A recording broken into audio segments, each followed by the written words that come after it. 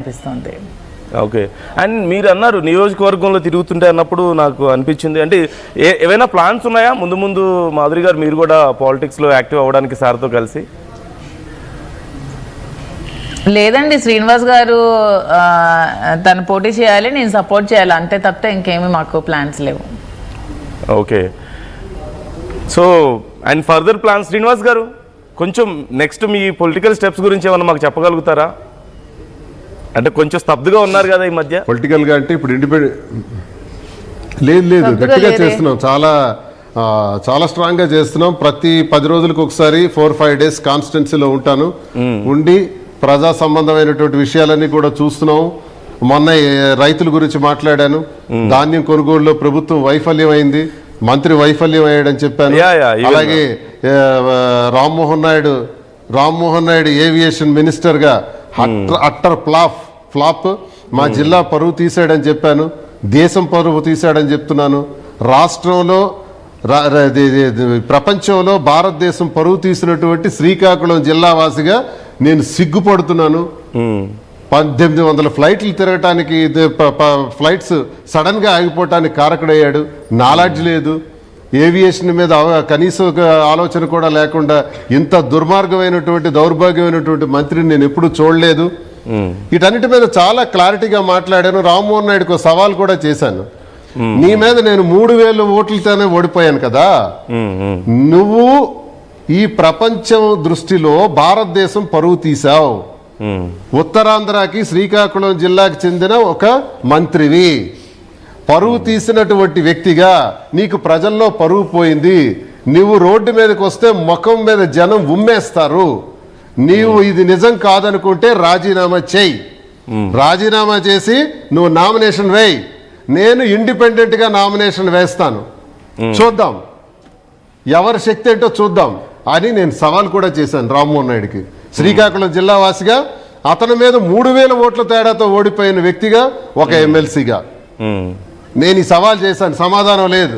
ఇవన్నీ నేను ఎందుకు చేస్తున్నానంటే జిల్లాలో వైఎస్ఆర్సీపీని బాధ్యత వహిస్తున్న నేతృత్వం వహిస్తున్న ధర్మాన ప్రసాద్, కృష్ణదాస్ టోటల్ సైలెంట్.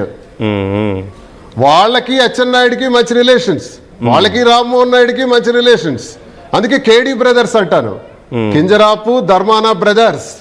ఈ కేడీ బ్రదర్స్ సత్సంబంధాల వల్ల ఈ రోజు వరకు ఎరువుల గురించి మాట్లాడలేదు, విత్తనాలు పురుగు మందుల గురించి, ధాన్యం కొనుగోళ్ల గురించి, ప్యాడీ ప్రొక్యూర్మెంట్ గురించి అస్సలు మాట్లాడలేదు. జగన్మోహన్ రెడ్డి గారిని 1000 అడుగులు గొయ్యి తీసి పాతేయాలి అని అచ్చెన్నాయుడు 2 సార్లు అన్నాడు, అయినా ఎవరు స్పందించట్లేదు వైసీపీ నాయకులు జిల్లాలో.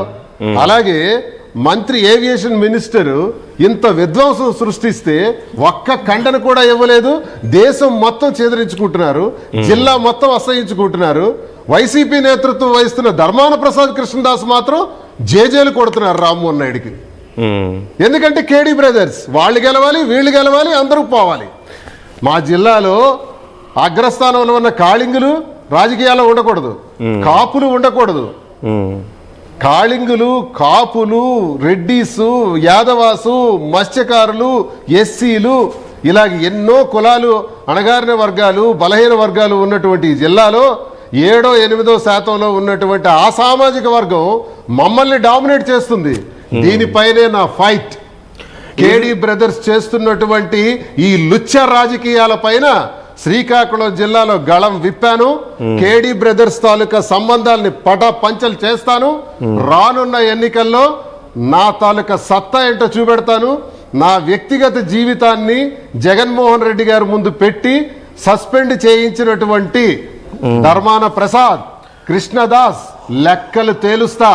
నేను ఇప్పుడు అదే అడగబోతున్నాను, వాళ్ళ తాలూకా రౌడీ కొన్ని మీ పర్సనల్ విషయాల్లో వాళ్ళు ఇన్వాల్వ్ అయితే మీరు బాగా హర్ట్ అయ్యారని, దానికి మీరు చాలా స్ట్రాంగ్ రిప్లై ఇవ్వడానికి రెడీ అవుతున్నారు అంటూ కూడా విన్నాం మేము. Is that true?